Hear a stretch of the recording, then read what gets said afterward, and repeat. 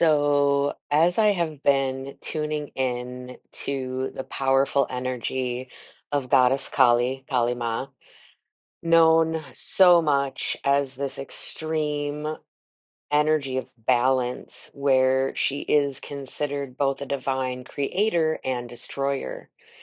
And at first, when I started working with her energy, not actually because I consciously sought her out, but because she, in fact, sought me out and made herself so present to me that I could not ignore the signs, synchronicities, energy. And so I started to connect and explore. And as I did, I found that some of what she embodied felt as though it went against certain conditionings I had. And at the time, I didn't necessarily know that they were conditionings in the moment. It wasn't until I sat with them more and was like, what is it about this energy? Because I can feel the strength. I can feel the divinity in the totality of that creation and destruction. But I didn't yet have a map or a deeper understanding of how that articulated itself, what it meant, or how I was supposed to engage with it in a meaningful and purposeful way in my life. And so when I leaned into it, I started looking at that, we'll refer to it as the darker side because many call her the dark mother. And I feel this is where there's huge misconceptions happening because so often, especially if anyone has been raised as part of organized religion, Christianity in particular, as I was, and there was this whole line drawn in the sand and things deemed dark. And as I have delved into my own inner world, what I've discovered in that space is those dark energies are not at all what I thought them or perceived them to be or was taught that they were. In fact, what started revealing itself is that a lot of those energies were, in fact, simply fears, and they were being utilized by other people and operating from their own fear or desire for power, influence, etc. There's a variety of things. Obviously, there's always more that, generally speaking, more than one thing involved. Yet in this case, it became so clear that this was an aspect of the divine feminine that was intentionally demonized and labeled dark as an attempt to disempower. And so when I was looking at that in relation to our current patriarchal society in the Western societies, and that place of, well, there is strength in both the patriarchy and like matriarchal situations, right? Our indigenous cultures here in North America, many of which were originally matriarchal and very high functioning and inclusive of the whole community and all people and everyone's well-being, and operated in a very different way in alignment with the earth and our resources than we currently are. And so, in looking at and studying the way that that patriarchal energy has articulated itself, it's so locked into the divine, not even divine masculine, it's masculine, but it's not operating from its divine components because it's generating this space of needing to, or it has needed to, shut down aspects of the divine feminine because it has considered that one of the things, anyhow, as competition.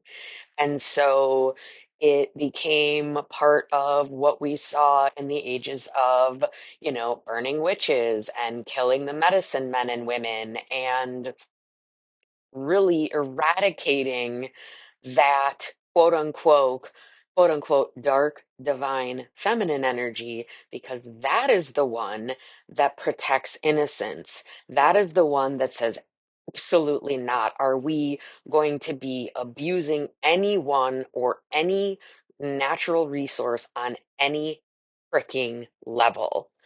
And I say it with this intensity because that is the energy coming through.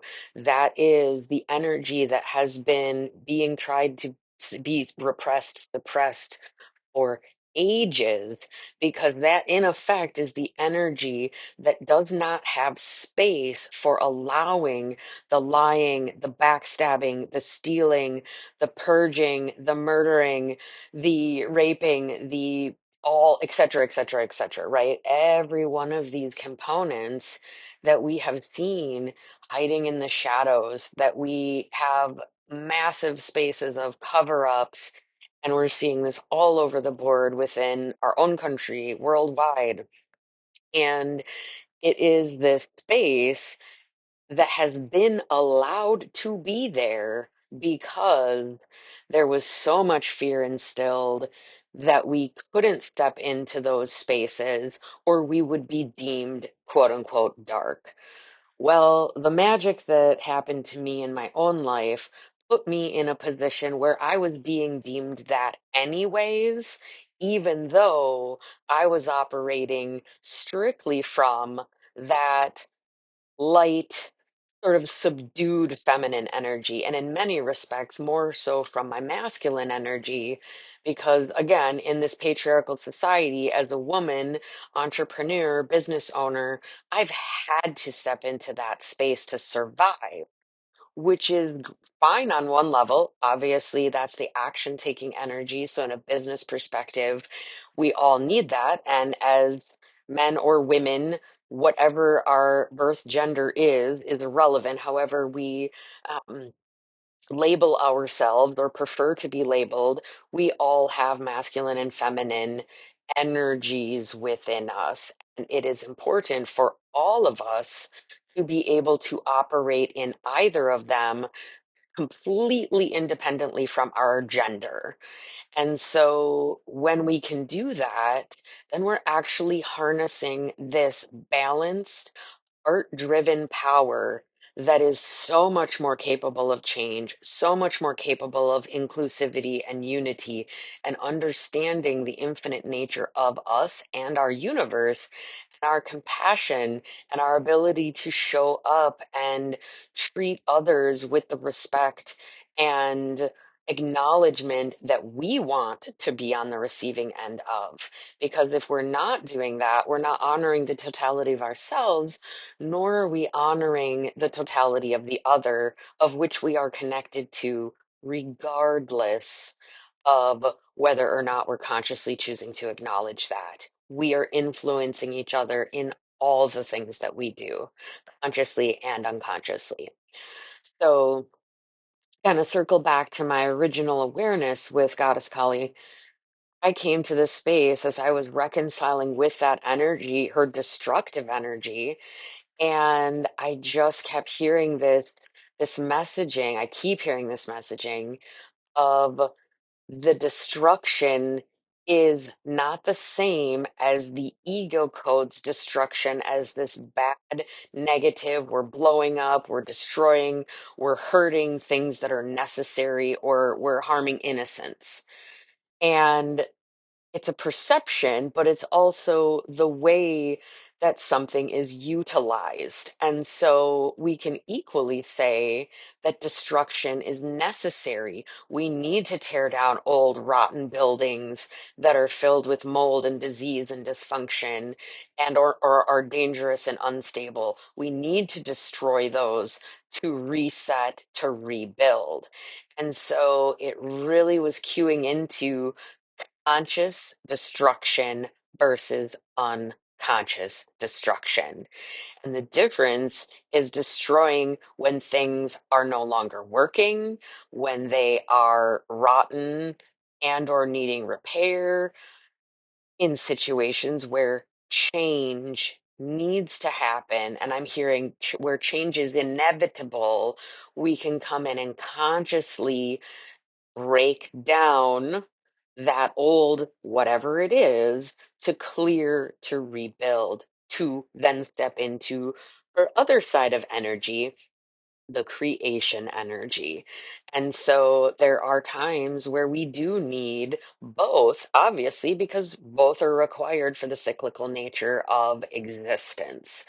And so it became very clear how how that aspect of her has been so misinterpreted and utilized to serve agendas to shut down feminine energy, to deem that empowered. And I see every time I see this version of her, it is a fierce fucking mother that is protecting her children from harm.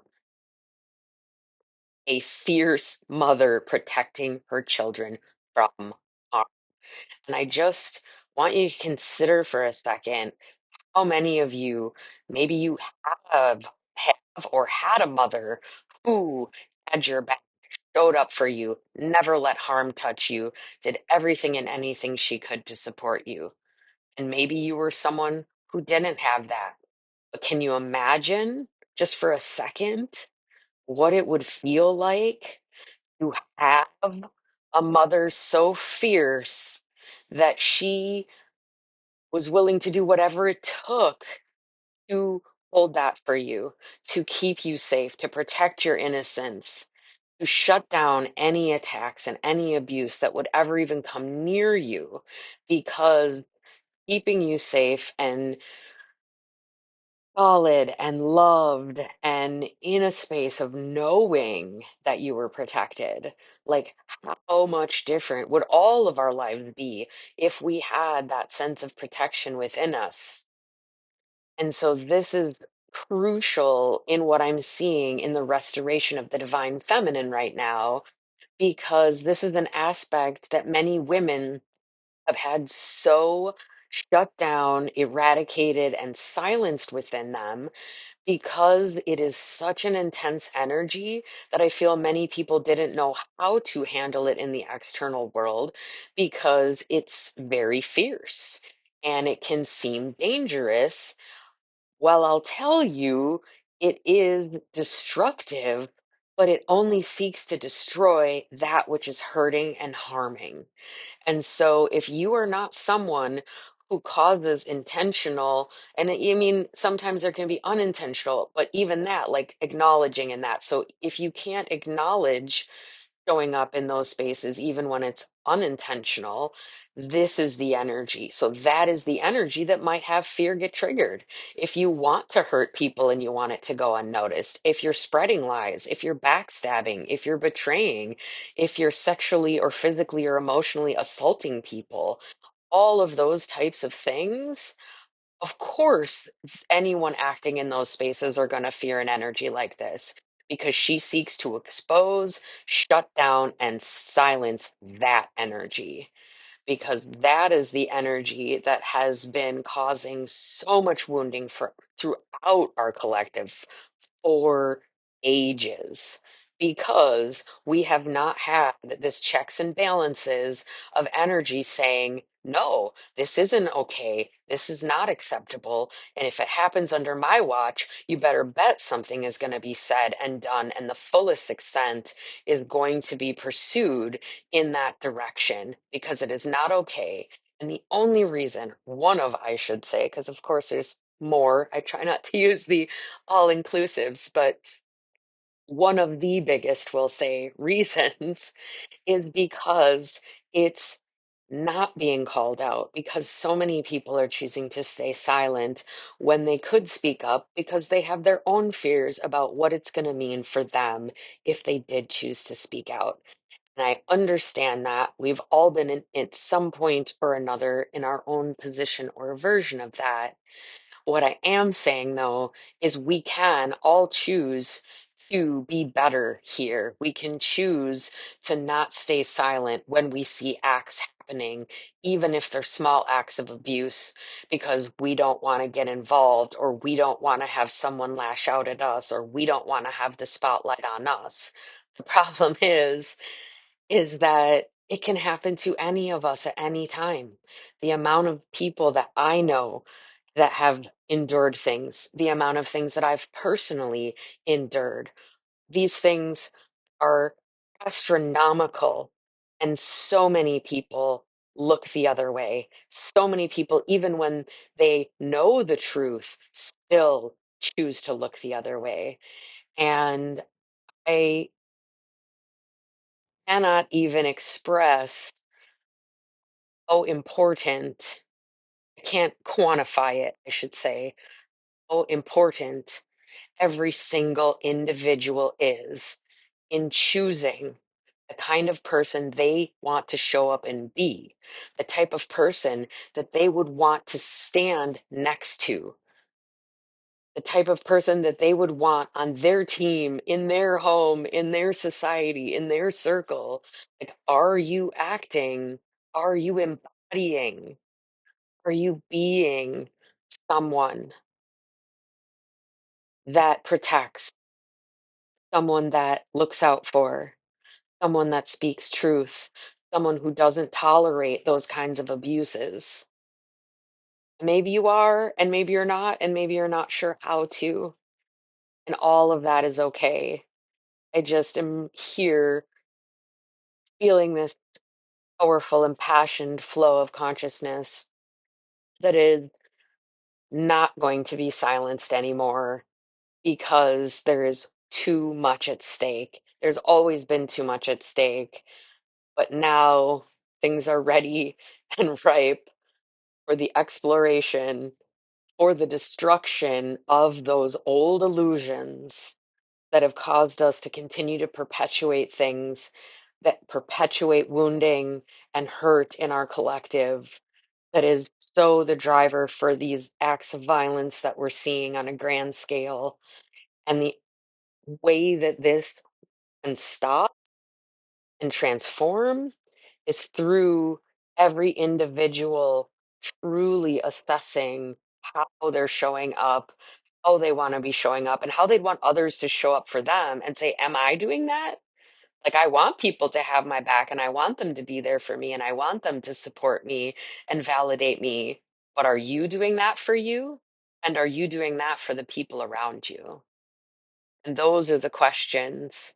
When you start asking yourself, you're going to start to see and understand this beautiful energy that's rising, albeit painful and intense, and topics that many of us have not enjoyed talking about, don't enjoy talking about, would rather just pretend don't exist. Problem is they do exist. And the age of pretending like they don't and acting like it's not a problem are done. And in this space, we have such an opportunity for empowerment, for expansion, for connection, and for having a truly beautiful rise of the best parts of humanity.